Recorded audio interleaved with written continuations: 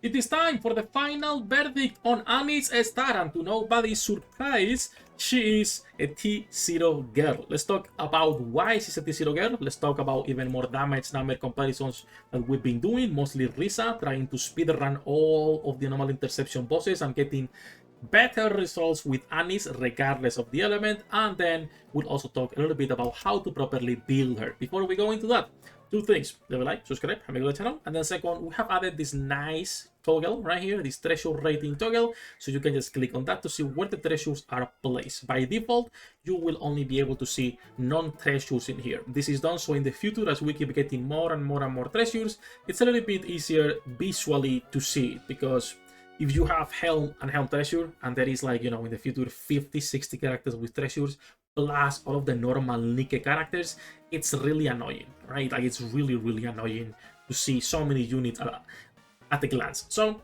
that's the first thing, right? You guys have the treasure rating there. There's also a few guides that were updated. You guys can go to the website to check. Mostly Miliage, Spender's Guide, Treasure Priority, and Wishlist Priority, all of those. I don't think anything else was updated, but those are also up to date now. That said, let's jump directly into Annie's Star and how to properly build our new waifu. Oh, also, obviously, as a tier list, T0, okay? Obviously, T0, is this biased? Yes, most likely. Will it be changed? No, okay? This will always be biased. That said, meta-wise, why is she a T0 character, Sefhi? Why is she so strong? Well, as a B1 with CDR, and even as an off-burst, secondary B1 without CDR, this is the strongest B1 damage-wise. She is catching up to most meta damage dealers, which is stupid to say, right? A B1 catching up to B3 damage dealers. And the amount of buffs she provides are huge. And even if you use her as a secondary B1, instead of giving so many buffs, she loses some of them, but in exchange she's gaining HP recovery, which is also pretty good. And one of the strongest things that she has is this explosion damage right here. This projectile explosion damage. The only conditional, and I don't think it's a con per se, to be fair, is that this projectile explosion damage only applies to allies with lower final defense. So for some people, this might be a problem depending on dupes and on your other characters with Cinderella, for example. But for most people, this is not even a problem. The projectile explosion damage is increasing most of the meta characters' damage, be it your SBS, be it your Rapid Red Hood. I think it even applies to Nayuta on her ultimate. And obviously for your Cinderella, for like all of those meta characters with rocket launchers and with explosions on the projectiles can take advantage of Annie's kit, right? So not only she's the strongest B1, but she's making the strongest B3 characters even stronger, right? So a stupid unit, a 10-10-10. There is no situation where you leave one of these skills at a lower level. Not really. I think the only characters meta-wise, when we talk about T0, that are not a 10-10-10 are the treasure ones, actually. Like if you look at Helm, Moran, Parvati, there are skills you can't leave out. But for the meta girls, the Pilgrim / over specs, it's always 10-10-10. There is not a single one here that you don't want to be going that high, right? So she's a 10-10-10. You can slowly work toward that. Start with the 7-7-7. When it comes to her gear, she is a DPS basic bitch, to nobody's surprise. 4 elemental, 4 attack, and then you either go full ammo, 4 ammo, or you go 2-1-2, 2 ammo, 2 critical damage, or 2 charge damage. Charge speed is not necessary. I think it's gonna be the least value line you can get as a filler, to be honest. I would personally go crit damage, and it's what I'm going myself. So I got ammo, LA attack. I got here ammo, LA attack. I got an LA attack, charge damage, and then the line that I need to reroll is elemental, crit, max ammo. I need to remove this critical damage and put attack in here. And yes, I am locking attack. Do not lock line once. Do as I do, not as I say, as usual, right? That is her build. It's a super simple build. There is nothing here that is like changing as usual from most characters in the game, right?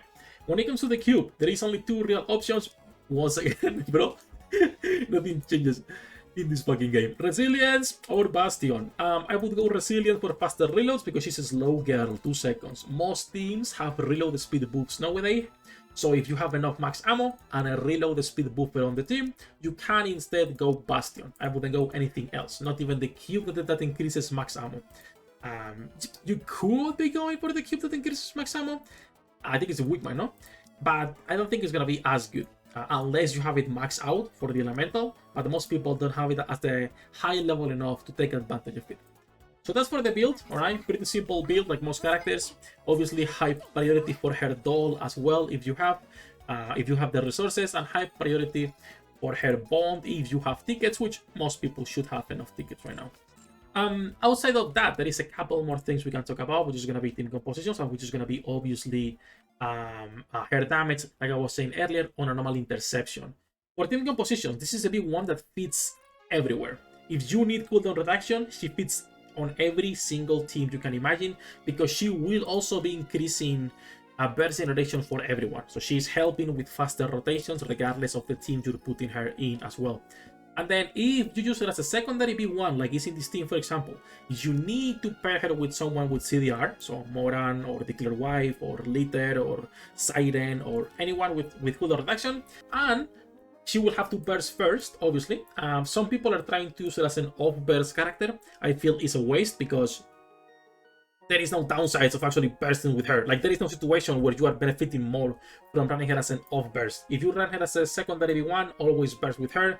Take advantage of her extra damage because it's free damage, okay? It is free damage. Just remember, you need someone with cooldown reduction. So my dreams of running Anis with characters like Mary, like Labelle, like Miranda, like Sui, and Emma are gone. My dreams of running her as a secondary B1 for teams like this is gone. I can see why though. She would be probably too busted if she had that option of being on, you know, every single team imaginable. And then lastly, like I was saying earlier, we can talk a little bit about damage comparison so you guys see why she's so stupid as a character. We already showed this the other day on the first impressions video, so you guys can go check that video instead if you want, which should be this one right here, the mass pull video, right? The best electric DPS is a Defender V1. But then Risa, shout out to Risa, was also doing a normal interception runs, a speed running to see how fast he can get with Anis versus without Anis. For some reference on his Rappy and his Snow White, they are kind of strong, Rappy and Snow White, as you guys can see. Risa is a giveaway winner for some of those dupes. And let's go into all of these bosses so you guys can see the difference between a well account, how fast Anis can clear, and the other B1s. On Kraken, the element where Little Mermaid should be shining, running Anis is still faster. You are gaining 14-second runs here. You are gaining 14 seconds speed running Kraken instead of using the actual wind B1 CDR. You can also run them together. I think I said this already on my previous video, but I was running both of them together, and that's how I got my best run myself, putting Anis and Little Mermaid. For Harvester, same thing. Little Mermaid was doing a 135 and Harvester was doing a 122, being a little bit faster as well in here. Also, Anis having less combat power than Siren on his account.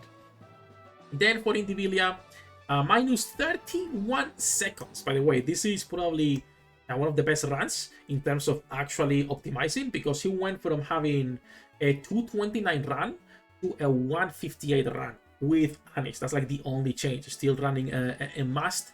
As you guys can see, if you are interested on speed running, okay, must is gonna be your best friend. I just don't like must too much because I prefer to have the rotations on auto, like a lazy bitch that I am. As for Indivilia, then we have Ultra, which was with Little Mermaid a 239 and with Anis a 220 as well in there. And then lastly, Mirror Container, which is a yoke of a boss now. We have a 216 run with Little Mermaid and then a 156 second run with Anis starting there. And then Risa is shielding a little bit of mistake here. One of the better compositions that abuses Anis, buff and damage, since more attack, higher crit ceiling and more damage. Obviously, if you're not willing to learn the proper rotations, because in a lot of cases it's not double rotation, or sorry, double crown one mast, it changes based on the boss. If you're not willing to learn the rotations and fish for crit to have better runs, it's not really worth. But even if you're a casual, it's always good to have these references so you guys can see the damage ceiling number that some of these characters can have, right? That said, that's basically everything for Anusi. This is why she is a T0 character. Is by far the strongest B1 in the game. In the future, most likely both Moran and Little Mermaid will be moving down, but it's too soon, okay? The 7.49 CDR meta paired with the good utility. Little Mermaid has the Focus Fire, which is the strongest mechanic in the game. Like, I will still keep saying the same thing. Focus Fire is the strongest mechanic in the game. It's stupid that you can abuse it to just bypass so many mechanics. But then they were like, oh yeah, Focus Fire is good, but what if your team is immortal anytime Moran burst and she has CDR too?